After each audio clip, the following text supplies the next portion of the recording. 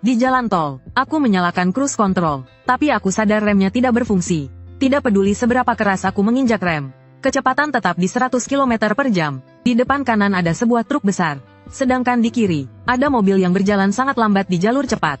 Sebuah sedan putih sejajar dengan truk besar. Istriku di kursi belakang sedang memberi bayi camilan. Dia melihat akan segera menabrak. Kenapa kamu belum menginjak rem? Aku menoleh dan menatapnya. Aku menatap matanya lewat kaca spion. Dengan pahit aku berkata, pegang erat pegangan. Dan juga, aku cinta kamu. Sambil aku membunyikan klakson sekuat tenaga. Istriku sudah menebak apa yang akan terjadi. Mobil di depan tetap berjalan sangat lambat. Kecepatannya terlihat hanya sekitar 70-an. Aku sangat membenci mobil yang berjalan lambat di jalur cepat. Aku tidak berani berhenti membunyikan klakson. Sedan putih itu sedikit menaikkan kecepatan. Tapi aku belum sempat menarik napas lega. Hal mengerikan terjadi. Lampu rem sedan putih tiba-tiba menyala. Padahal jelas tidak ada penghalang di depannya. Dia malah merasa terganggu oleh klaksonku. Dan sengaja mengerem untuk menakutiku. Masalahnya adalah, aku sama sekali tidak bisa mengerem. Dengan suara keras, mobilku langsung menabraknya. Mobil terguncang hebat. Istriku memegang erat pegangan. Aku juga menggenggam setir dengan kuat. Jika aku keluar dari jalur, aku akan terseret ke bawah truk besar di samping. Untungnya sedan putih itu awalnya hanya ingin menakutiku. Dia sepertinya menginjak rem sesaat lalu kembali menginjak gas. Jadi saat aku menabraknya, dia sendiri juga kaget, lalu menginjak pedal gas sampai habis. Menarik jarak ke depan, kami pun melewati truk besar. Kaca jendela sedan putih itu diturunkan. Seorang pria melambaikan tangan ke arahku. Mulutnya masih memaki sesuatu. Dia mulai mendekat ke jalur samping. Menyuruhku untuk berhenti. Istriku menurunkan kaca jendela. Dengan panik dia berteriak padanya. Remnya rusak. Tapi dengan hambatan angin sebesar ini, bagaimana mungkin suaranya bisa terdengar? Melihat aku langsung melaju pergi. Sedan putih itu segera mengejar lagi. Pria itu benar-benar marah. Jelas dia yang melaju lambat dan sengaja mengerem untuk menakutiku. Namun sekarang seolah-olah dia yang paling dirugikan. Dia mengacungkan jari tengah padaku. Begitu dia menginjak gas, dia kembali menerobos ke depanku. Bajingan ini malah ingin bermain di jalan tol. Jangan berhenti, pengemudi tak beretika di jalan. Seringkali berarti mengirim maut kepada keluarga tak bersalah manapun. Begitu bagian depan mobilnya menghalangiku, aku langsung menabraknya dengan keras. Kembali terdengar suara benturan keras. Bagian depan mobilnya hancur oleh tabrakanku. Mobilku meluncur ke depan. Gaya benturan besar membuat bodi mobil kehilangan keseimbangan. Aku segera mengaktifkan bantuan stabilitas. Aku berusaha keras menggenggam setir. Semakin cepat lajunya semakin tidak boleh panik. Sedikit saja salah belok, kami akan segera celaka dan mati. Istriku di kursi belakang ketakutan hingga menangis keras. Dalam hati aku benar-benar ingin menguliti pemilik mobil ini. Istriku, anakku semua ada di dalam mobil. Nyawa kami di ujung tanduk. Namun dia sama sekali tidak merasa dirinya salah. Dia hanya akan merasa bahwa kamilah yang menabrak dengan sengaja dan melarikan diri. Benar saja, sedan putih itu segera mengejar lagi. Padahal bagian depan mobilnya sudah hancur. Tapi dia tetap tidak mau melepaskan kami. Kecepatan mobilku hanya bisa bertahan di 100 km. Dia menginjak gas sekuat tenaga.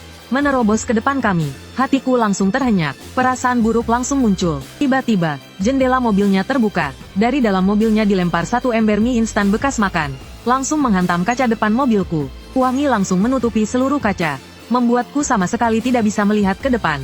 Aku segera menyalakan wiper. Namun kaca mobilku tertutup lapisan minyak. Pada saat ini, hidup dan mati kami serahkan pada Tuhan. Apapun yang ada di depan kami tidak terlihat jelas. Lapisan minyak semakin diseka semakin kotor. Aku hanya bisa menyekami instannya dulu. Sisanya dibiarkan kering oleh angin. Dengan begitu aku masih bisa melihat ke depan sedikit. Istriku di belakang menangis sambil gemetar. Namun dia tetap segera mengambil ponsel untuk menelepon polisi lalu lintas. Halo, Pak Polisi ya, saya dan suami saya sedang di jalan tol. Rem mobil kami rusak. Mobil di depan terus sengaja memotong dan menghentikan kami. Tadi dia bahkan menyiram mie instan ke dalam mobil kami. Anak saya masih di kursi belakang. Tolonglah kalian, tolong selamatkan keluarga kami. Istriku menyeka air mata sambil menghubungkan ponsel ke Bluetooth. Sambil menangis dia berkata, suamiku, polisi menanyakan lokasi, tapi aku tidak tahu di mana kami berada. Kami baru saja melewati pintu keluar tol Huangjiadun, arah menuju selatan kota. Warna bodi mobil kalian, nomor platnya adalah Abu Dhabi, nomor platnya 72C32. Kami akan segera menutup pintu masuk tol terkait di depan, dan mengerahkan mobil polisi untuk mengawal. Apakah kalian bisa melihat nomor plat mobil yang mengganggu di samping? Kami akan menghubunginya agar segera menjauh. Aku kira aku ingat nomor platnya. Untuk saat ini tidak terlihat. Dia berjalan sejajar denganku. Baik, kami akan segera memeriksa semua kamera pengawas. Kalian pertahankan dulu kecepatan 80 km. Aku menelan ludah. lalu bertanya hal yang paling aku khawatirkan. Seberapa jauh jarak kami ke jalur darurat terdekat? Di sana terdiam beberapa detik, lalu akhirnya berkata, kami akan berusaha sekuat tenaga melindungi kalian. Dalam sekejap, hatiku terasa mati. 80 km hampir setara jarak yang menembus 2 kota.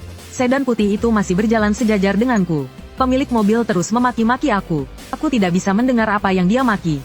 Tapi aku tahu pasti sangat kasar. Yang terpenting adalah, di depan sudah mulai muncul jalur darurat. Saat ini jika aku bisa berpindah ke jalur darurat, peluang hidup keluarga kami akan jauh lebih besar. Masalahnya adalah mobil putih itu.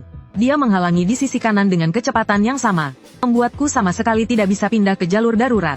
Istriku duduk di belakang. Dia menghapus air mata. Tiba-tiba membuka sabuk pengaman dan berkata, suami, kamu sudah menyalakan bantuan pindah jalur.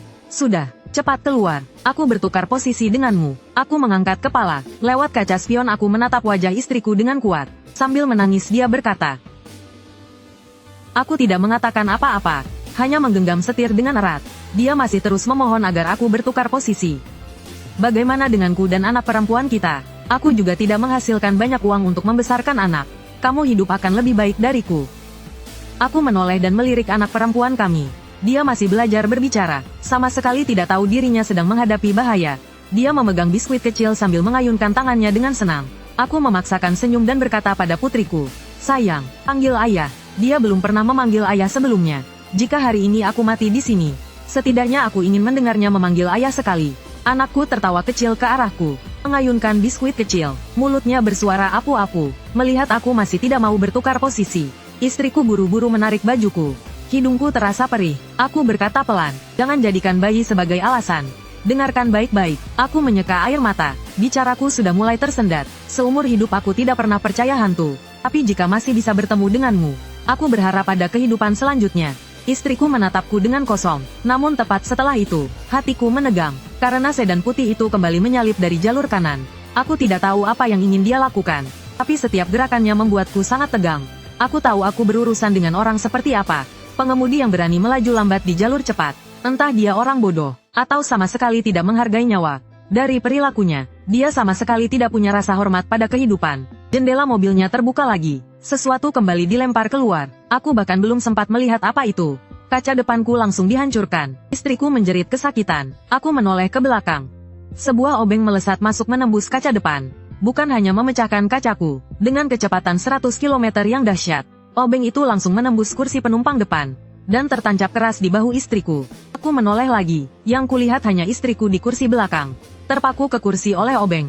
Dia memegangi bahunya. Darah mengalir deras. Dalam sekejap, otakku kosong. Satu pikiran terus berputar di kepalaku. Tabrak dia sampai mati. Anak perempuan yang tadinya tertawa kini menangis histeris. Aku menatapnya, dan melihat pecahan kaca menembus pipi kecilnya. Membuat wajah kecilnya berlumuran darah. Istriku kesakitan luar biasa. Wajahnya pucat. Namun begitu melihat putri kami terluka, dia mencengkeram erat gagang obeng. Lalu menariknya dengan paksa. Dia langsung menerjang ke sisi anak kami. Dengan panik berkata, sayang, jangan takut. Istriku memeriksa luka anak kami. Dengan lemah dia menangis padaku. Wajah bayi kita tergores. Ada pecahan kaca yang menusuk daging. Aku tidak berani bergerak sembarangan. Aku melihat semua ini lewat kaca spion. Hatiku terasa tercabik. Baru saja tadi, istriku di kursi belakang mengupas anggur untukku. Putriku memegang biskuit kecil sambil ceria bersuara apu-apu. Namun sekarang, satu bahunya tertembus. Satu lagi wajahnya penuh darah. Aku berkata pada diriku sendiri, jika aku bisa selamat, aku pasti akan membunuh pengemudi mobil putih itu. Kaca depan kanan sudah hancur berkeping. Seiring laju mobilku, pecahan kaca terus tertiup masuk. Aku terus mengemudi. Hatiku dipenuhi ketakutan dan kebencian. Aku pernah melihat berita, anak nakal melempar batu ke jalan tol. Batu itu bukan hanya menghancurkan kaca depan, tapi juga membuat kepala penumpang pecah seketika. Tewas di tempat. Hari ini, keluargaku juga hampir mengalami hal yang sama. Kematian yang mengerikan begitu dekat. Sedikit saja melenceng, obeng itu akan menusukku, kepala atau jantung istriku. Jika di dalam mobil hanya ada aku seorang, aku pasti akan menabraknya sampai mati. Namun sekarang, aku harus menenangkan diri. Tak peduli betapa sakit hatiku, aku harus memaksa akal sehat menekannya. Demi melindungi keselamatan keluargaku. Pada saat itu, mobil putih di depan tiba-tiba kembali mengacungkan jari tengah padaku. Dalam sekejap, tiba-tiba aku mendapat sebuah ide berani. Dan bisa dilakukan. Sedan putih itu suka melaju ke depanku untuk melempar barang. Kalau begitu apakah aku bisa langsung mengikuti tepat di belakang mobilnya, membiarkan dia membuka jalan untukku? Jika ada rintangan di depan, dia pasti akan menghindar lebih dulu.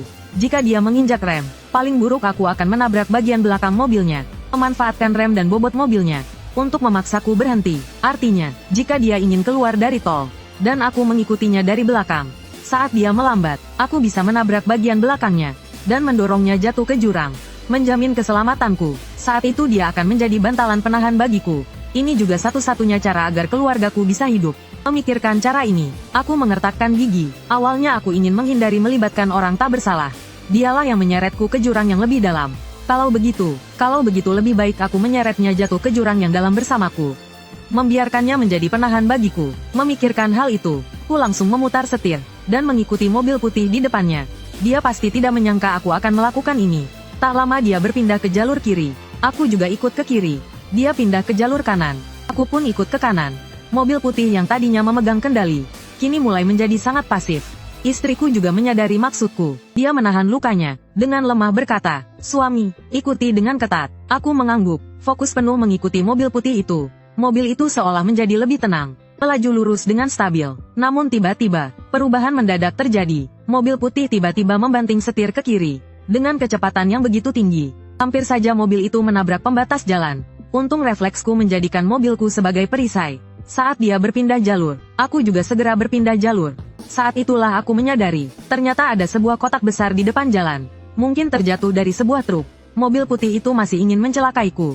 Dia sengaja berpindah jalur di jarak sedekat itu, berharap aku akan menabraknya, dan celaka bersama mobilku. Punggungku terasa dingin. Aku terus mengikuti dia dengan erat. Cara ini sangat berbahaya, namun ini sudah menjadi satu-satunya cara melindungi keluargaku. Melihat aku begitu sulit dilepaskan, mobil putih mulai perlahan mengurangi kecepatan. Sementara aku sama sekali tidak bisa mengerem. Tentu saja aku langsung menabrak bagian belakang mobilnya. Aku kembali menabrak dari belakang. Pada saat tabrakan itu, aku mencengkeram setir dengan erat. Dan akhirnya dia benar-benar menginjak rem. Aku menghela napas lega, karena kecepatan mobilku jelas menurun. Dari 100 perlahan turun ke 90. Turun ke 80. Jika terus seperti ini, aku seharusnya bisa memanfaatkan bobot dan rem mobil putih untuk membuat kecepatanku semakin lambat. Aku bahkan sudah memikirkannya. Saat kecepatanku cukup rendah, aku akan langsung menabrak pembatas jalan. Menabrak pohon dengan kecepatan yang lebih rendah. Pohon itu akan menghentikan mobilku. Namun detik berikutnya, mobil putih kembali berulah. Saat aku membelokkan setir ke arah pembatas, mobil putih tiba-tiba menambah kecepatan dan pindah jalur. Kecepatan mobilku pun langsung naik. Aku berteriak panik. Pegangan yang kuat. Mobil menghantam pembatas dengan keras. Pengemudi berpengalaman mungkin akan. Namun aku tidak boleh bergerak sembarangan. Keluargaku semua ada di dalam mobil. Aku harus menggunakan tubuhku sendiri untuk menahan. Kap mesin mobilku terhempas terbang oleh pembatas. Aku memutar setir kuat ke arah kiri, membuat bodi mobil menempel pada pembatas untuk mencapai efek perlambatan. Namun meski begitu, saat kami menabrak pohon, kecepatan mobil masih mendekati 50 km. Terdengar dentuman keras. Aku berusaha keras menekan tubuh ke belakang. Namun di bawah inersia benturan yang sangat besar, aku tetap tidak bisa menahan tubuhku terdorong ke depan. Airbag langsung mengembang, menghantam dadaku dengan keras, membuat penglihatanku menghitam. Aku hampir tidak bisa bernapas. Aku mencoba bernapas terengah-engah, namun dadaku terasa seperti tersumbat sesuatu, membuat jantungku berdebar hebat, membuat kepalaku pusing, membuat pandanganku gelap. Dengan susah payah aku menoleh, ingin melihat kondisi istri dan anakku. Istriku sudah tidak sadarkan diri, sedangkan putriku masih terbaring di kursi pengaman.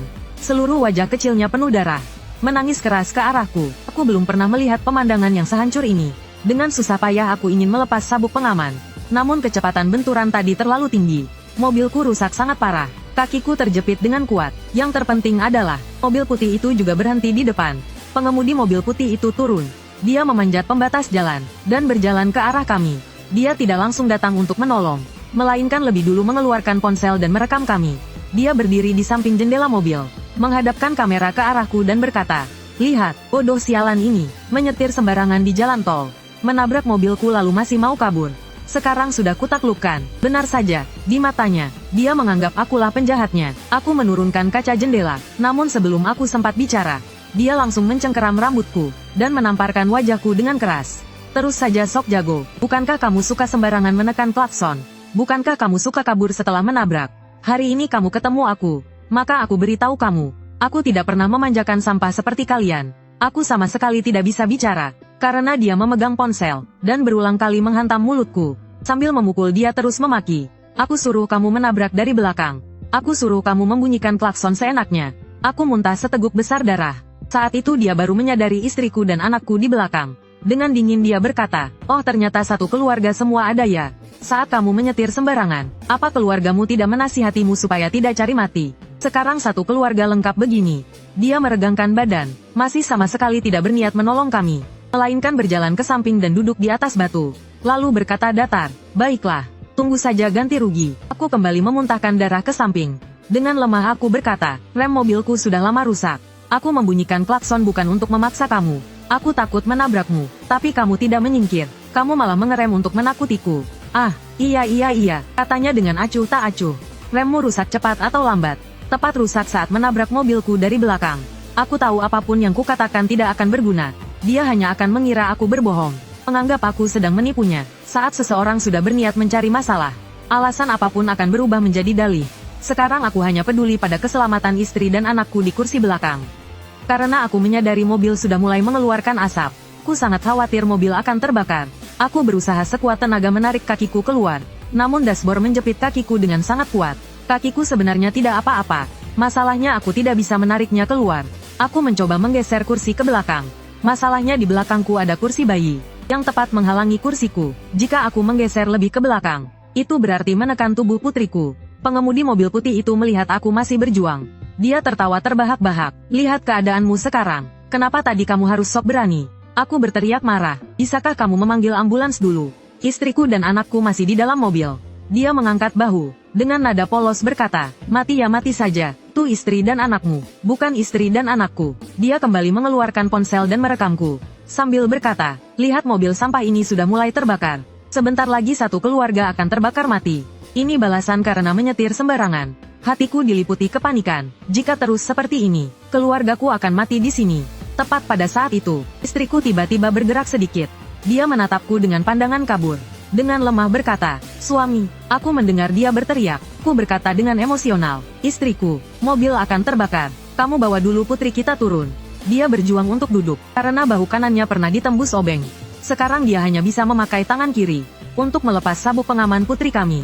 Setelah akhirnya berhasil melepasnya, dia cemas bertanya padaku, "Kenapa kamu belum keluar?" Aku terjepit. "Kamu bawa dulu putri kita keluar."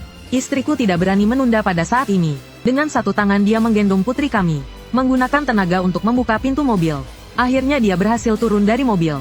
Setelah turun dia menangis sambil berkata padaku, "Suami, kamu juga turun. Bagian depan mobil sudah terbakar." Aku mengerahkan seluruh tenaga, namun tetap tidak ada hasil. Istriku panik berkata pada pengemudi mobil putih, "Kenapa kamu cuma bengong? Ah, semua ini gara-gara kamu. Kenapa kamu tidak menolong orang?"